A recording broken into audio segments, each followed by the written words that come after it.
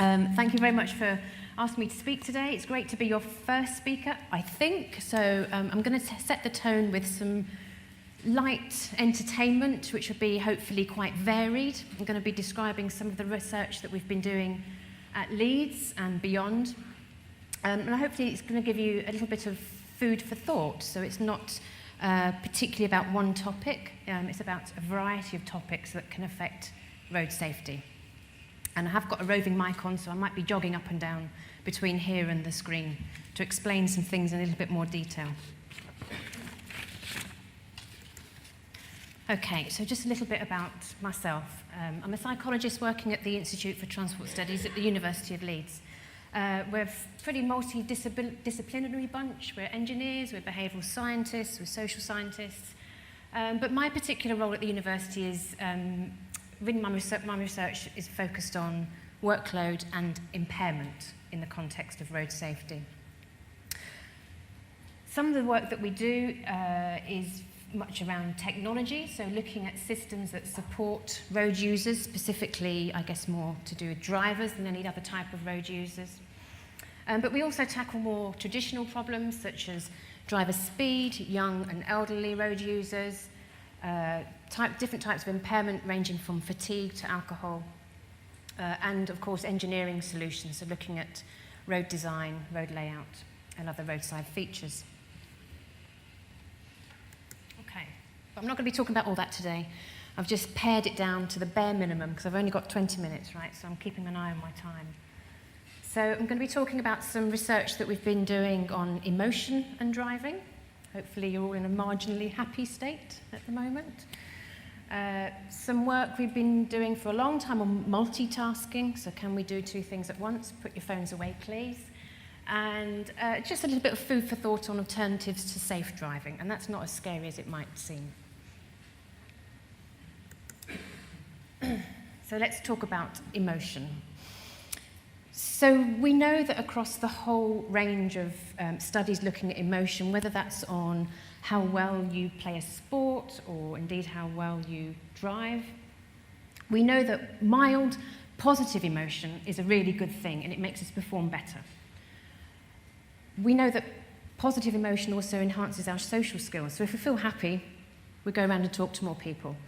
And importantly, for things like comic relief, then we give more money to charity, which is their sort of underlying ethos. You know, they show us some great comedy, and then they smack us in the face with some awful story about some charity that we need to give some money to. So they're sort of weighing up the comedy and the charity-given activities. And Google, if you look on their website, if you look at their employee feedback, they say the best thing about working for Google is all the free food that we get at lunchtime and beyond. So they're trying to engender a sense of positive emotion across the whole organisation. So the good thing is, and I hope that's true of you guys today, is that we spend most of our lives in a mildly positive state of emotion. And that's really important to us as human beings because it's quite hard to maintain a negative state for any length of time. And if we do that, then unconsciously our system, our body puts in effort to try and get us back up to this marginally positive state. So you may not realise it, but you're putting in effort if you're feeling a bit below par to bring yourself back up to the positive, over the positive line. And in emotion research, we use a kind of a bipolar model. So we look at both emotion and arousal, and they're two quite different things. If I can just demonstrate. So here we have a nice clock of emotion and arousal. At the top, we have the high arousal states. At the bottom, we have the low arousal states. On the left are the sad emotions, and on the right are the happy emotions. So you can see you can be sad but highly aroused, or happy but low aroused. In terms of transport safety, in particular in driving behaviour research, we've spent, and that's not just me, but many of us have spent a lot of time looking at these negative high arousal emotion states, and that really translates to something like anger. So feeling upset and dissatisfied on the road. Road rage. People always ask me when I say I'm a psychologist working in transport safety, oh, you must study road rage. Well, I've never actually studied road rage, but that's why, because we always think about transport users being angry when they drive most of the time. So what do we know about anger and driving? So just a little summary of the research that ourselves and others have put together. So anger is the emotion that is most likely to occur in driving situations above all other emotions. If you ask people to self-report the emotions that they felt as they drove to work or drove home, anger is always at the top there, in about 20% of their journeys. And that's quite a lot. One of the effects of anger, and it's not the only effect, is that anger leads to speeding. And we've seen that quite frequently in many behavioural research studies. Some of the work that we've done is looking at how to reduce anger in roadworks. Roadworks is one of the most commonly cited instigators of anger, particularly where other road users impeded one's progress. And a really, gosh, try not to fall down here, okay. A really common scenario is a lane drop on a motorway where the outside lane is maybe being closed off, and of course you get people trying to incur on your lane, or you're trying to get into that middle lane. And that's what tends to incite those negative moods of anger, frustration. But that's enough about negative stuff. Let's move on to the more positive mood research. In fact, there's not much that's been done looking at happy drivers. I guess it doesn't make the headlines so much, but being a researcher, it's always good to find a little gap and see what you can find out. So this is some fairly basic research that one of my PhD students has done. I'm not saying it's the be-all and end-all of research. There's not a great deal of research out there on positive moods and driving. But what we did is we had drivers come into the laboratory. We induced them into different moods, and we did that via music and pictures, which is a commonly used method of doing that. And we induced 3 types of mood: happy, neutral, and sad. I won't put the pictures up, but you can imagine the happy ones were all about family and holidays, and the sad ones were about natural disasters and those sorts of things. Once they were induced into this mood, so they were induced in the mood one at a time, they were shown videos showing different types of hazards, so like a hazard perception test. And we asked our participants to respond to those hazards as soon as they saw them. So we measured their hazard response time, and we also measured where they were looking. You know, where in the scene? Were they looking out for hazards? Were they fixed straight ahead?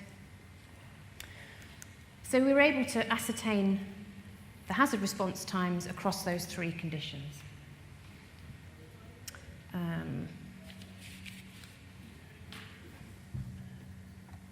It's probably easier to point. Okay, right, I'm coming over here. Okay, so these are the hazard response times. So remember, the instructions were, as soon as you see a hazard, press the button. So quick reaction time, low on the scale. Now, what we thought would happen is that the happy drivers would be actually quite quick to respond. You kind of like expect they were sort of in the mood and they were looking out and, you know, things were happening. Try not to move. Things were happening. Am I coming a bit too close to you, maybe? I think it's your microphone. It's nothing to do with me. See, I'm fine here. Okay, so we kind of we thought we might get an increasing line of hazard responses. But actually what we got is quite a nice U-shape.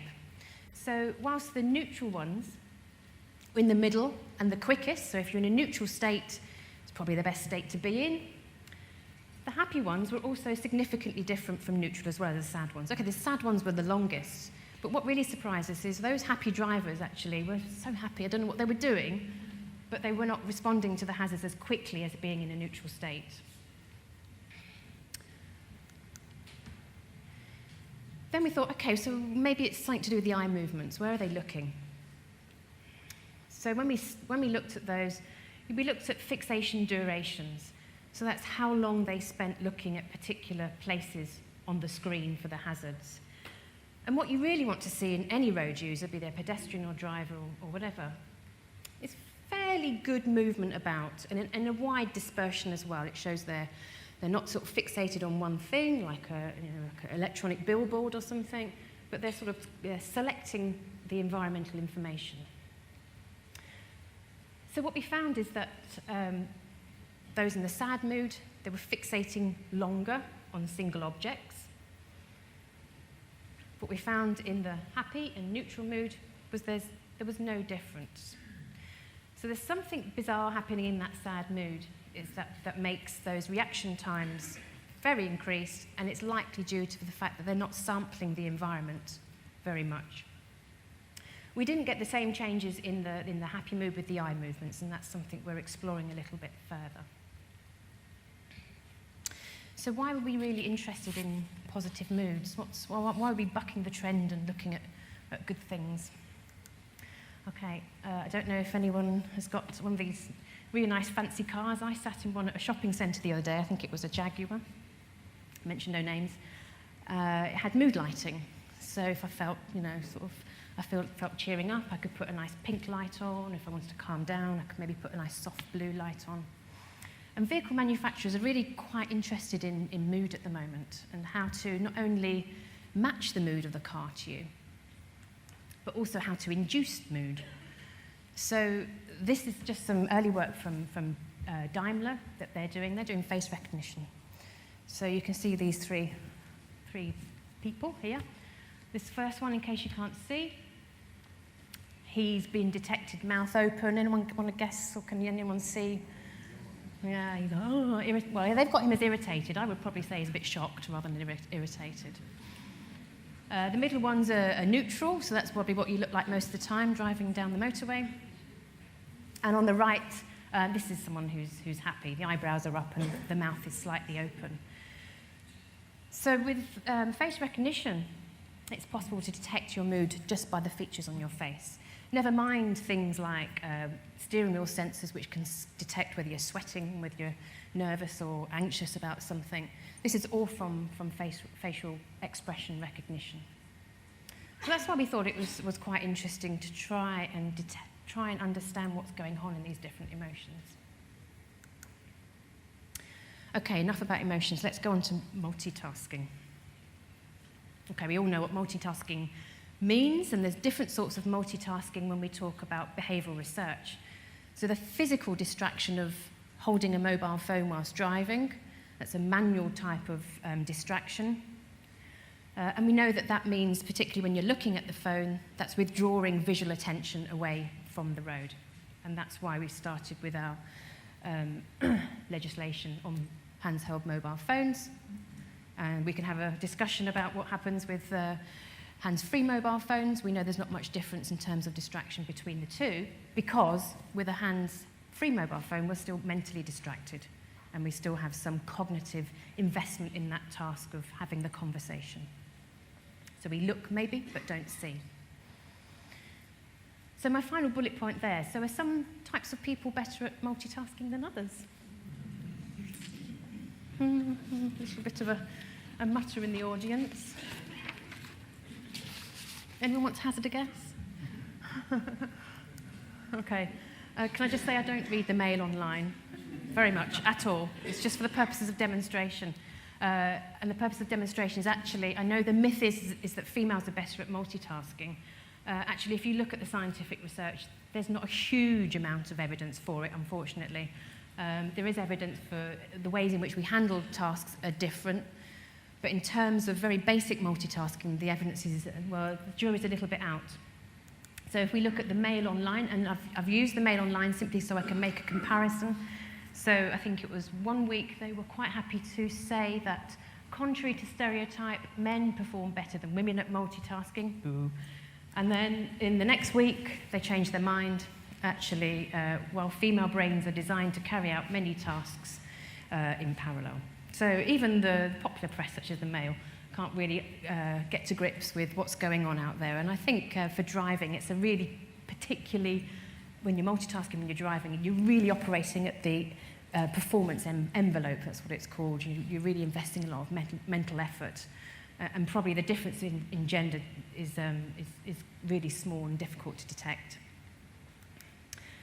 So we know a lot about multitasking and driving. I'm not going to go through the research. You've probably all heard it and seen it in the press, and there's lots of my colleagues here and beyond who've done great research looking at multitasking, particularly using mobile phones and driving. But the research does inform us that hands-free phones are no safer than hands-held phones in terms of distraction. Using your mobile phone while driving can increase the risk massively of having a crash. It's got 4 times there, but I'm not convinced by that number. There's other statistics that point to it being much higher. Whilst the physical and cognitive distraction impairs visual search patterns, reaction times, and decision-making processes, we know that sending text messages is one of the most dangerous things that drivers can do. And we've seen the press and the sad news in the press recently on that. And we know that talking on a mobile phone is more distracting than talking.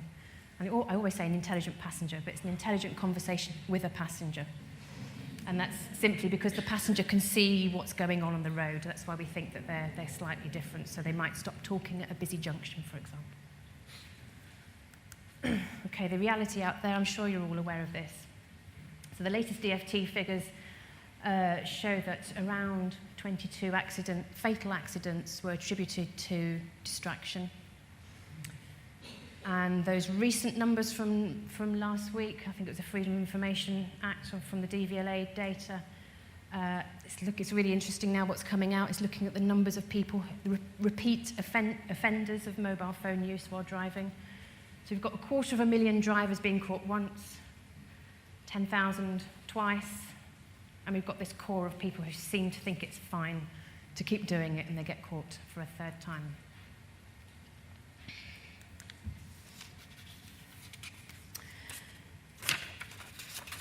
Okay.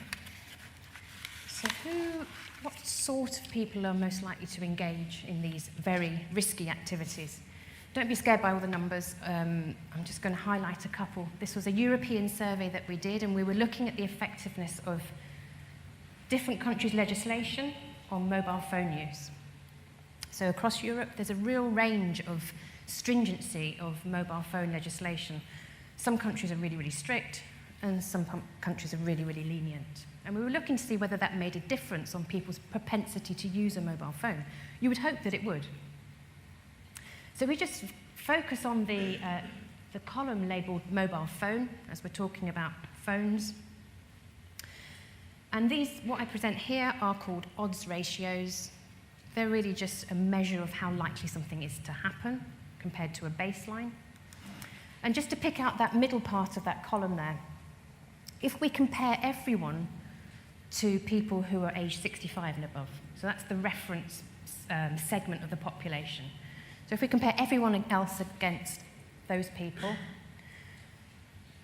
the propensity of people to text, this is text while using a mobile phone, not just using it, but texting it whilst driving, texting on a phone whilst driving. The propensity to do so, as you can see, is sort of 15 to 20 times in that younger age group. And don't forget, this is self-report, so they're probably sort of underestimating it a little bit as well. And you can see that those odds ratios drop off as people get older, and there's all sorts of reasons why that happens. So in the last few days, we've seen lots and lots in the media about mobile phone use and driving, and particularly relating to enforcement. So today there's a big push on, is it Gloucestershire? Can't remember. One of the police forces have got a big push on enforcement and using HGVs to look into cars and see if people are using their phone while driving. So I guess what we're saying is really maybe legislation's not working and we need something a little bit more proactive and try and change the situation around.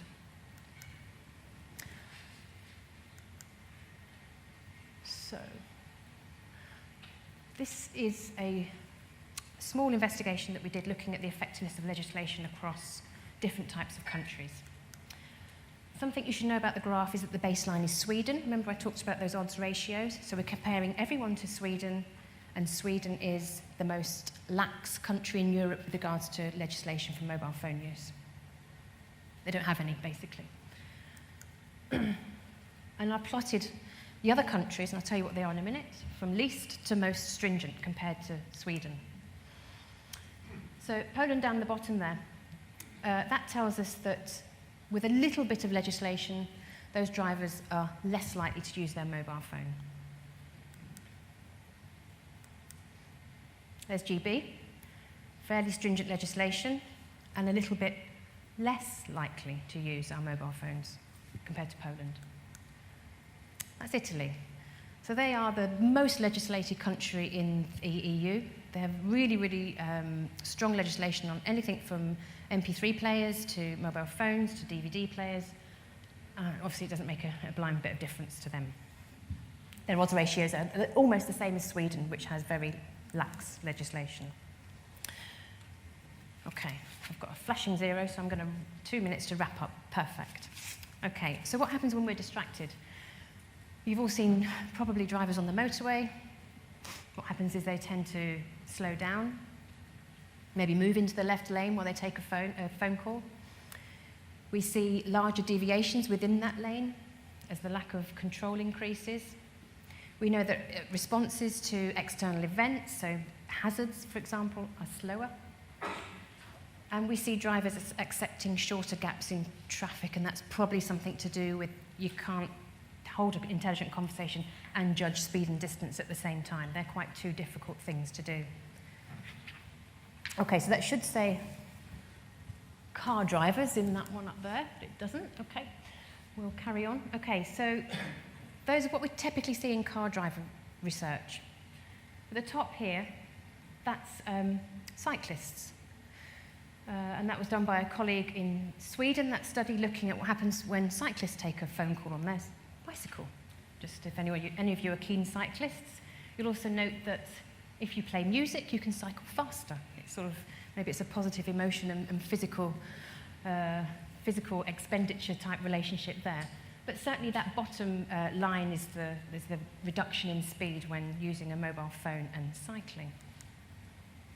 And this one is for pedestrians. Okay, so gait speed, which is just the pace at which we walk, decreases when we're walking only. It's up at about 130 centimetres a second. On a mobile phone, haven't you seen it when you're following someone on the street and they're on their phone? It's like, oh, try and get past them. And that's what happens with all these multitasking, is that you slow your walking down as well. So it's not just drivers who are impeding us. Okay, and my last slide is, I talked about other ways of looking at safe driving. So some of our recent research has been on green driving and eco-driving. And those are the golden rules of green driving. Shift up your gear, maintain a steady speed, don't accelerate too hard. So we did lots of trials across Europe using different types of eco-driving apps, for example. Verbal messages telling the driver how to drive in a more green fashion. And from those, we typically found speed reductions of around 3 to 4%, which is not bad, given that it wasn't a speed reduction system. And drivers were also less likely to engage in harsh accelerations and decelerations. So my little parting thought is, well, maybe people are a bit bored of safe driving and being told how to drive safely. Maybe we need to appeal to them in a different way. If we can get people to eco-drive, that automatically means they safe drive as well. And it's not a replacement for safe driving or any of the good work that we do, but it's just recognizing that actually fuel is quite expensive. Young drivers have lots of different costs, so maybe we can try and think of different ways of incentivize them into the safety type behavior. And that is me done.